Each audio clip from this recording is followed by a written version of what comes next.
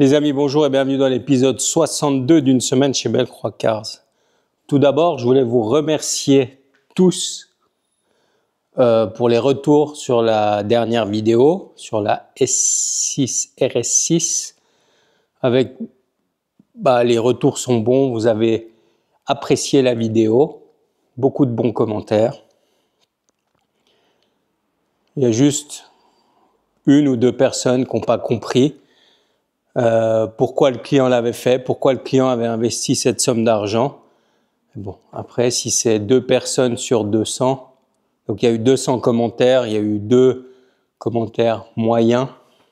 Écoutez, on leur laisse penser ce qu'ils veulent, ça les regarde. En tout cas, le client est ravi et c'est tout ce qui compte pour moi. Et il faut que la voiture lui plaise à lui. Ce que les autres pensent, si ça vous plaît, tant mieux. Si ça vous plaît pas, tant pis. Autre chose sur la RS6 Sedan avant de passer à la suite. Vous avez été nombreux à me dire que le logo RS6 sur la calandre était du faux côté.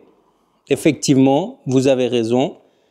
Le logo sur la calandre va à droite. Mais quand on a discuté avec le client m'a dit « je veux le logo à gauche ». Donc, moi, j'ai placé le logo à gauche. Sauf que dans l'automobile, pour ceux qui ne le savent pas, on parle toujours dans le sens de marche du véhicule. Donc pour moi, la gauche, c'est le côté conducteur. Et le client, il me disait, non, je le veux à gauche quand il est en face de la voiture. Donc à droite dans le sens de marche. Donc il y a une petite incompréhension avec le client. C'est pas très grave. On va le déclipser et le mettre à droite. Ça prend 2 secondes. En tout cas, voilà. Ça, c'était pour la petite précision, parce que j'ai eu pas mal de commentaires où ils me disaient oui, le logo est du mauvais côté. C'est une petite incompréhension avec le client, mais on va régler ça dans cette vidéo, mais je ne vais pas forcément vous le montrer, mais on va le mettre du bon côté. Ne vous inquiétez pas les amis, j'aime que vous portiez attention à ces petits détails. Ce qui va nous occuper dans cette vidéo, on va descendre à la carrosserie. Ça fait pas mal de vidéos qu'on n'est pas descendu en carrosserie. Il y a la Mustang actuellement qui est en carrosserie pour la peinture des différents éléments, ça je vais vous le filmer. Il y a aussi la Golf 1 cabriolet qui est terminée en peinture. On va la rapatrier ici dans l'expo pour le remontage final. Je vous montrerai tout ce qu'on a commandé comme pièces neuves. Il y a aussi ça qu'on a créé pour un client. Donc c'est des récarreaux pole position qui vont être montés dans une Polo WRC. Et on a fait le milieu des récarreaux en Alcantara avec les surpiqûres WRC et le petit logo WRC. Donc voilà les choses que je vais vous montrer dans cette vidéo. Et il y aura le remontage, alors peut-être dans celle-ci ou dans la prochaine vidéo, de la culasse sur le T6. Je vous ferai une petite explication. Vous avez apprécié les tutos de Claudio. Donc je vous ferai une petite explication sur le moteur, les soupapes, etc. Comment ça fonctionne. Vous verrez ça quand on remontera la culasse sur le T6. Nous, on se reprend à la carrosserie pour la suite de cette vidéo. À tout de suite. Les amis, on se retrouve à la carrosserie dans la cabine de peinture. Je vais vous montrer sur quoi on travaille en ce moment. Je vous fais le tour de la carrosserie. Je vous explique en détail. Ici, nous sommes en présence d'une relique de 30 ans d'âge. Alors on est en train de restaurer une Golf 1 cab. Ça vous la verrez dans le prochain épisode parce qu'on fait le remontage. Et j'avais commandé un capot, une réplique chinoise. Et déjà des délais de fou. La qualité était plus que discutable. Donc c'est un capot neuf qui a été stocké pendant 30 ans. Et du coup, on l'a récupéré. Là, on a fait les tests sur la voiture, ça a l'air nickel. Par contre, vous vous doutez bien que 30 ans de stockage, ça lui a fait un petit peu d'oxydation de surface. Donc là, on voit. Donc là, Nathan l'a entièrement poncé. Il va le traiter. Je ne sais pas si on le voit ici, là, voilà, ici on le voit bien, il a un POC ici, donc ça bien évidemment, ça va être redressé. Et ici aussi, on a un pet. Il se voit pas. S'il se voit, il est là. Après, bon, bien évidemment, il va être calé à la main pour enlever un petit peu les ondulations qu'il a sur le plat. Mais franchement, je pense qu'il n'y a pas mieux que des pièces d'origine, d'époque, même s'il y a un peu plus de travail en termes de préparation, parce que bien évidemment, il faut traiter un petit peu la rouille de surface, l'époque et tout ça, parce qu'il n'était pas emballé, la pièce était nue. Mais je pense qu'on a meilleur temps de passer une demi-journée à le préparer, à le remettre en état et avoir une pièce d'origine qui a 30 ans, que de devoir mettre une pièce chinoise réplique qui, à mon avis, n'est pas de la même qualité. Donc voilà, ça c'est pour la Golf 1. La Golf 1, vous la verrez, on attaque toute la partie remontage dans le prochain épisode. Après, ce qui nous occupe, c'est les ailes larges en fibre. Donc ça, vous le verrez aussi dans le prochain épisode. Ça vient monter sur une Golf 6R. On avait monté le kit de suspension pneumatique il y a 1 mois et demi. Et le client souhaite maintenant passer sur les ailes larges à l'avant. Donc ailes larges en fibre pour nos amis suisses avec homologation. Et là, Nathan est en train de les préparer. La voiture arrive semaine prochaine. On a actuellement une VW Passat, une réparation d'assurance. Donc ça, je pense pas que ça intéresse les gens sur la chaîne. On a la Ford Mustang qu'on est en train de préparer en mécanique. Et là, elle est en carrosserie. On a la S3 rouge. Je ne sais pas si vous vous souvenez, je vous en avais parlé dans un épisode où on avait fait une complète il y a 2 ans et il y a des petites pustules qui étaient sorties. On est en train de faire des analyses avec la marque de peinture. On est en train de faire des tests de notre côté pour essayer de comprendre, et je vais vous montrer ça après, d'où vient le problème. La Mustang est là. Donc elle est chez nous pour une peinture, on va dire peinture complète, hein, quasiment. On va la peindre complet sauf le toit. Donc le capot, je ne sais pas si vous vous souvenez, la voiture avait un capot avec des ouvertures, ce qui n'est pas autorisé en Suisse. Du coup, on a acheté un capot d'origine en aluminium. Il est monté, on l'a peint.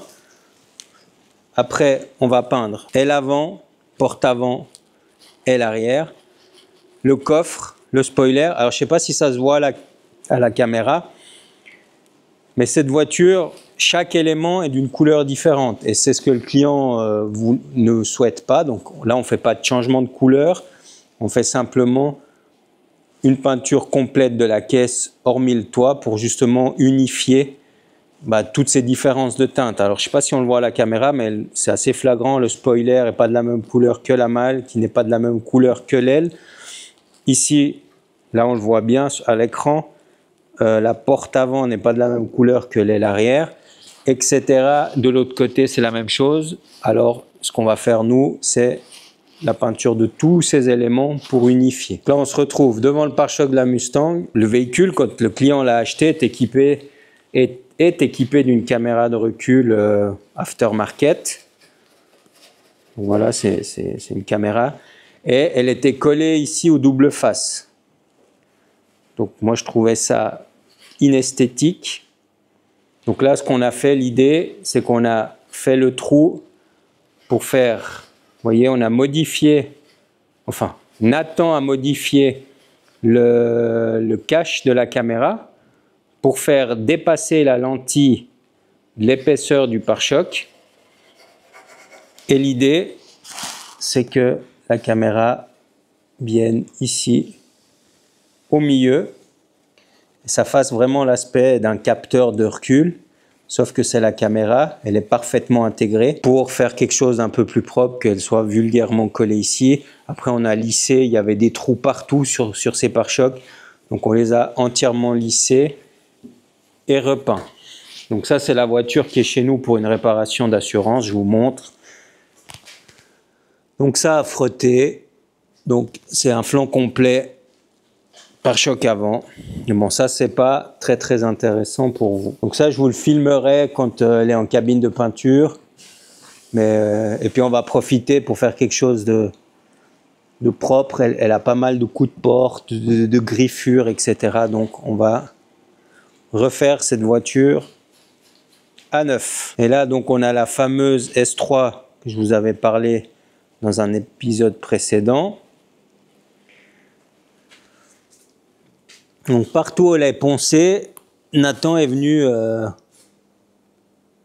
caler les petites pustules. Alors, il y a des endroits où on a réussi à caler sans traverser.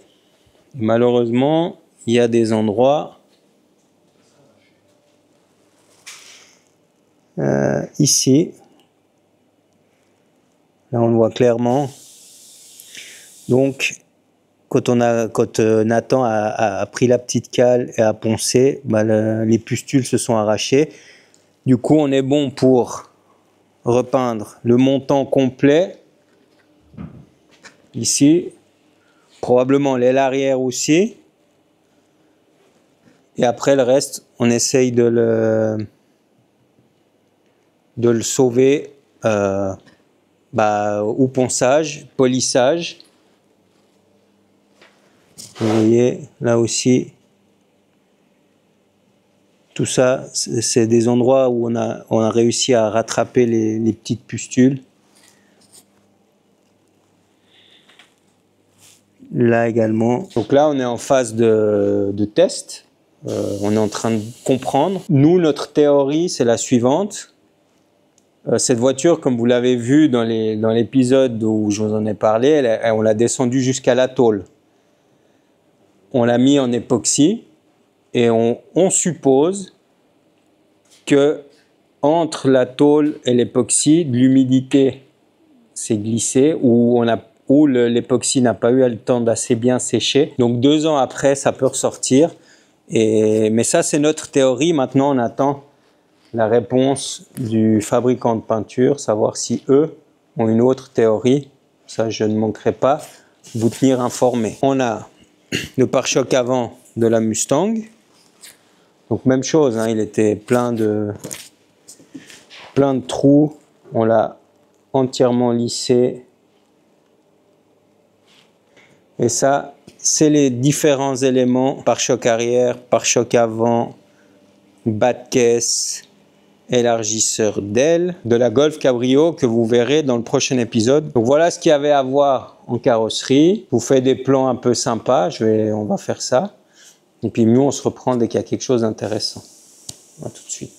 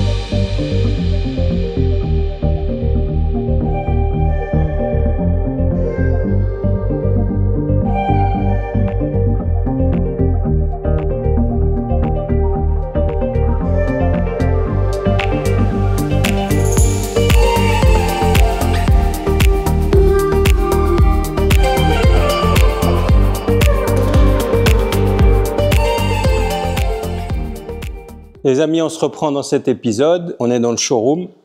Comme vous voyez,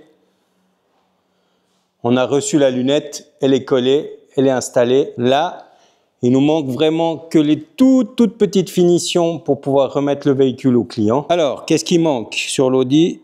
Les petites agrafes ici pour pouvoir clipser la moulure.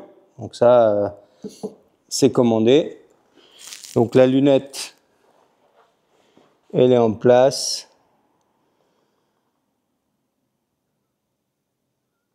Le feu de stop, il est en place. Au niveau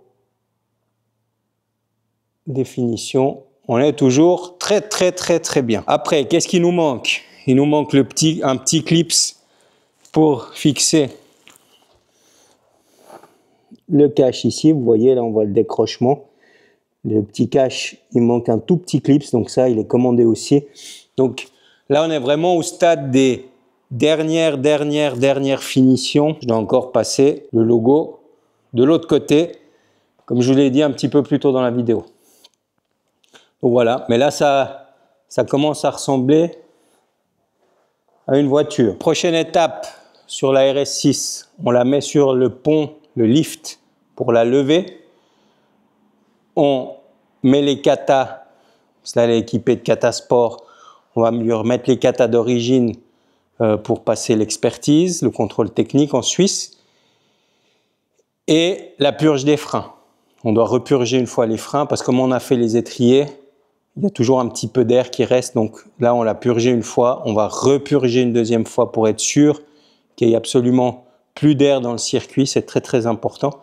Étant donné que nous, quand on peint les étriers, on les démonte complètement du véhicule, on ne peint pas les étriers sur le véhicule. Et il nous reste à fabriquer un tout petit support pour le diffuseur arrière, parce que bien évidemment, la limousine n'est pas prévue pour recevoir le diffuseur de la RS6. Donc, c'est des petites adaptations qu'on doit faire, mais ça, c'est de l'ordre du détail.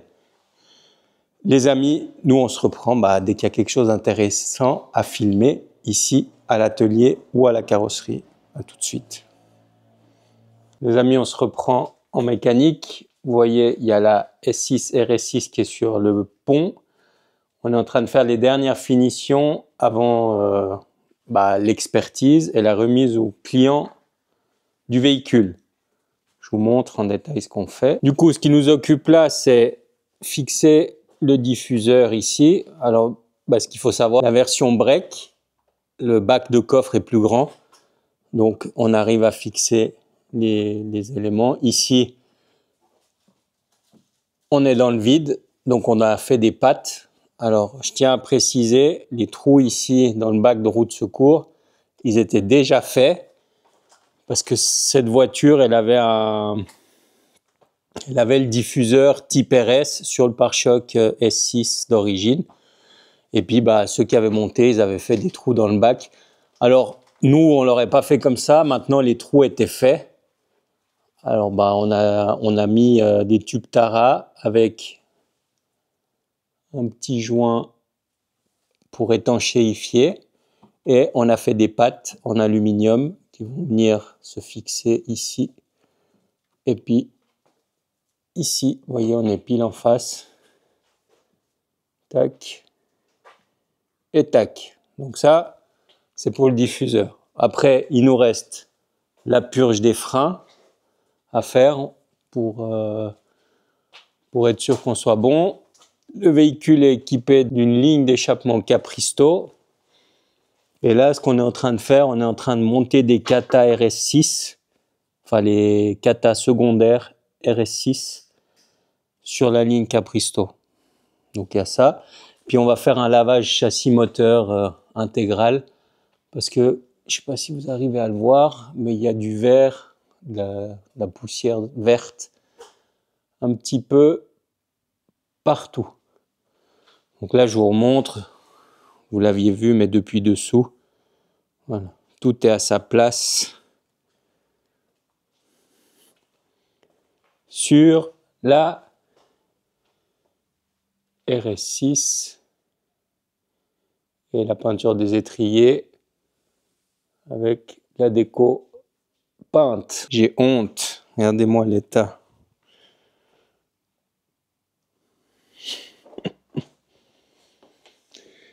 Il faut vraiment que j'aille la laver.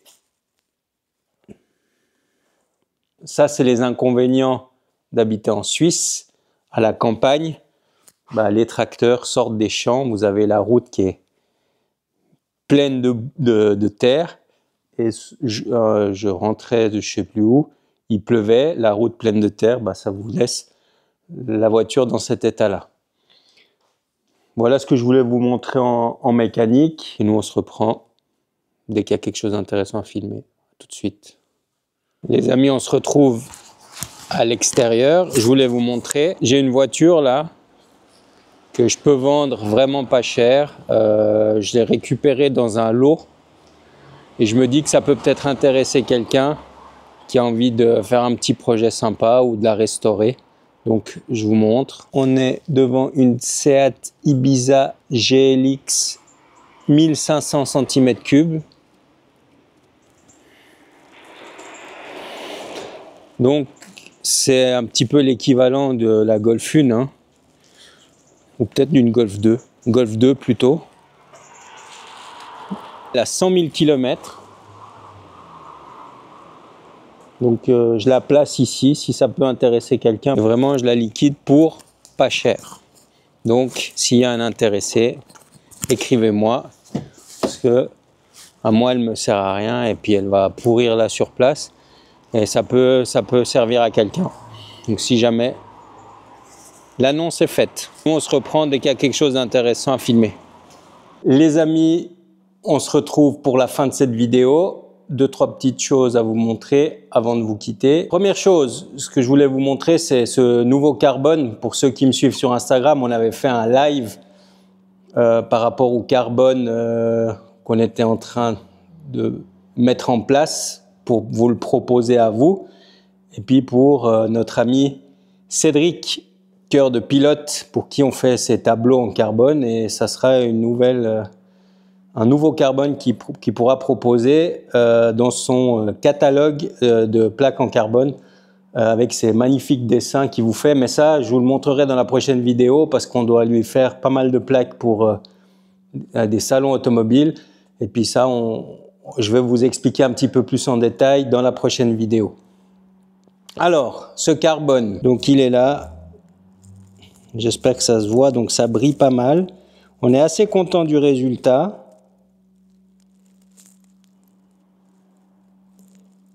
Je trouve qu'il a une profondeur, alors ça brille beaucoup, ouais là. Mais je trouve qu'il a une profondeur qui est assez dingue. Et c'est cet effet de changement de couleur, j'aime beaucoup. Enfin, changement de nuance plutôt. Dites-moi en commentaire ce que vous en pensez. Mais je pense que là, on tient quelque chose, hein. C'est vraiment, vraiment, vraiment chouette. Et la profondeur qu'il a, c'est assez fou. Ça, c'est ce qui concerne le nouveau carbone. Dites-moi ce que vous en pensez. Ça m'intéresse de savoir si ça vous plaît ou pas. Ou si vous préférez le carbone forgé standard à celui-ci. Comme on dit, les goûts sont dans la nature. Mais moi, j'ai une préférence pour celui-ci parce qu'il a beaucoup plus de profondeur. Et ces variations de nuances sont très très intéressantes. Cet Aston, je vous l'avais déjà filmé rapidement dans une précédente vidéo. On avait fait les ceintures de sécurité de couleur. Donc pour ceux qui connaissent pas le modèle, donc c'est une Aston Martin Vantage phase 2 avec le moteur 4,7 litres et la boîte simple embrayage. C'est le modèle juste avant la nôtre. Nous, c'est la New Vantage V8 4 litres biturbo avec le moteur AMG. Et ça, c'est la Vantage. Donc, c'est un V8 4 litres 7 atmosphérique, donc sans turbo, de chez Aston. Donc, c'est un moteur Aston. Le son de cette voiture est incroyable. Je vais peut-être vous la démarrer. Je vais vous mettre sur trépied. Je vais vous la démarrer pour que vous écoutiez la douce mélodie du V8 Aston.